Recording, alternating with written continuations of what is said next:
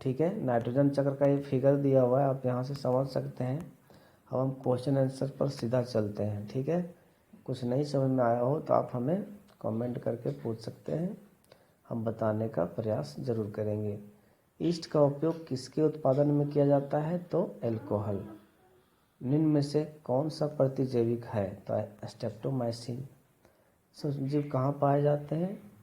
तो सभी जगह, जल, वायु, मिट्टी, यानी इनमें से सभी। सबसे पहले कौन सा प्रतिजैविक खोजा गया था? तो पेनिसिलिन। चीनी को अल्कोहल में बदलने की प्रक्रिया क्या कहलाती है? किण्वन। संचरणीय रोगों का सबसे प्रमुख कारक? घरेलू मक्खी। डेंगू परजीवी का वाहक है मादा एडिस मच्छर। और दूसरा प्रश्न का आंसर हम बता देते हैं। वैसे आप खुद से देख सकते हैं, लेकिन फिर भी हम पढ़ दे रहे हैं। खाली स्थान में भरेगा लैक्टोबैसिलस दूध को दही में परिवर्तित कर देता है। हमने देखा कि कई लोगों के बुक में अलग अलग तरह का खाली स्थान दिया हुआ है। जैसे यहाँ पे लैक्टोबैसिलस लिखा हुआ खाली स्थान में, दूध को दही में परिवर्तित। किसी किसी के बुक में क्या लिखा होगा? लैक्टोबैसिलस लिखा होगा, खाली स्थान में दूध भरने का रहेगा। तो आप पूरा लाइन को पढ़ें, आपके बुक में जो लाइन में कमी है उसी को आप खाली स्थान समझ लें, ठीक है। हैजा जीवाणु के द्वारा होता है। राइजोबियम जीवाणु लेग्यूम पौधों की जड़ों तथा ग्रंथियों में पाए जाते हैं। पीलिया विषाणु के द्वारा उत्पन्न रोग है। गेहूं की रस्ट कवक के कारण होती है। चेचक के टीके की खोज एडवर्ड जेनर ने की थी। रोगाणुओं से लड़ने के लिए हमारा शरीर प्रतिरक्षी उत्पन्न करता है। ये खाली स्थान हो गया। अब हम मिलान की ओर जा रहे हैं। क्वेश्चन नंबर 3 आप यहाँ पे देख सकते हैं, कॉलम का और कॉलम खा लिखा हुआ है। तो कॉलम का जो आंसर है ख में है, लेकिन हम यहाँ पे टिक लगा दिए हैं। जैसे जीवाणु का होगा पाँचवा क्या है? हैजा का कारण, यानी जीवाणु जो है हैजा का कारण है। उसके बाद है राइजोबियम। राइजोबियम क्या है? नाइट्रोजन स्थिरीकरण करता है। उसके बाद लैक्टोबैसिलस क्या करता है? दही का जमाता है।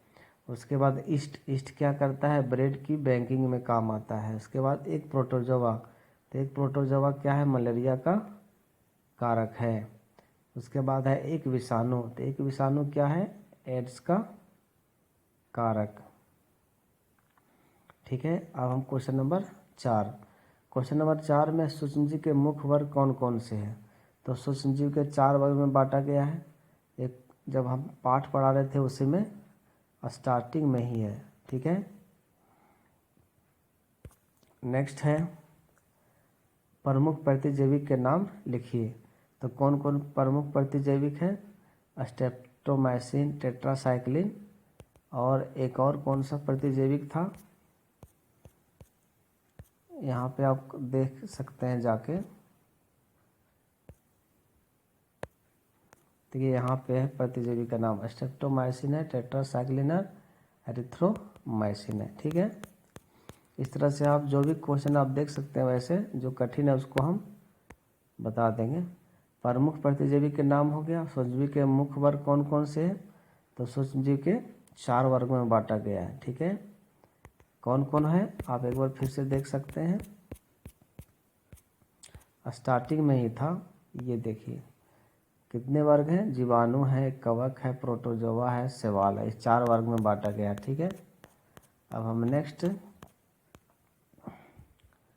जाते हैं क्वेश्चन नंबर 6 में।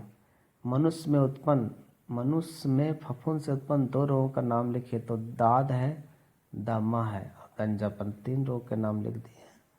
नेक्स्ट है खाद्य परीक्षण में प्रयुक्त 2 रासायनिक परिरक्षकों के नाम बताइए। तो 2 रासायनिक परिरक्षकों में चीनी और नमक हम लिख सकते हैं उत्तर में, ठीक। अब क्वेश्चन नंबर 8 आ गया है। क्वेश्चन नंबर 8 है हमारे जीवन में उपयोगी सूक्ष्मजीव के बारे में बताइए। तो आप यहाँ से देख सकते हैं उत्तर क्या लिखा हुआ 8वां का? हमारे जीवन में उपयोगी सूक्ष्मजीव लैक्टोबैसिलस जो दूध को दही में बदलता है, ईस्ट जिसका उपयोग ब्रेड बनाने में किया जाता है, और कई अन्य सूक्ष्मजीव हैं जिनका उपयोग कई अन्य सामग्रियों एवं औषधि निर्माण में किया जाता है। साथ ही कुछ नीले हरे शैवाल वायुमंडलीय नाइट्रोजन स्थिरीकरण कर मिट्टी की उर्वरा शक्ति को बढ़ाते हैं। सूक्ष्मजीव पर्यावरण को भी स्वच्छ रखने में महत्वपूर्ण भूमिका अदा करते हैं। यह हो गया उत्तर 8वां का। 9वां क्वेश्चन है प्रतिजैवी क्या है, इसके उपयोग में कौन सी सावधानियां रखनी चाहिए। तो प्रतिजैवी एक प्रकार के रासायनिक पदार्थ है जिनका निर्माण सूक्ष्मजीव के द्वारा होता है। इसका उपयोग डॉक्टरी सलाह के अनुसार ही करना चाहिए और कोर्स पूरा करना चाहिए। विषाणु से उत्पन्न रोगों के लिए प्रतिजैवी का कारगर नहीं होता है, इसलिए इस समय इसका उपयोग नहीं करना चाहिए। क्वेश्चन नंबर 10 है भोज्य पदार्थों के परिरक्षण के विभिन्न उपायों को बताइए। तो भोज्य पदार्थ के परिरक्षण के निम्न उपाय हैं। पहला है रासायनिक उपाय। रासायनिक उपाय में हम नमक, खाद्य तेल, बेंजोएट, चीनी आदि का उपयोग करते हैं। दूसरा है पाश्चीकरण।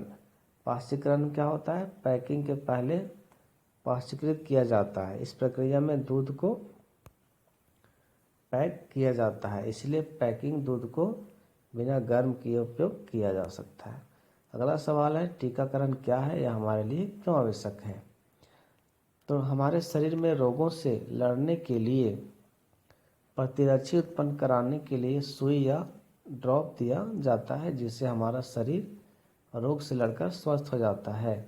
अतः हम कह सकते हैं कि शरीर के अंदर रोगों से लड़ने की क्षमता उत्पन्न कराने के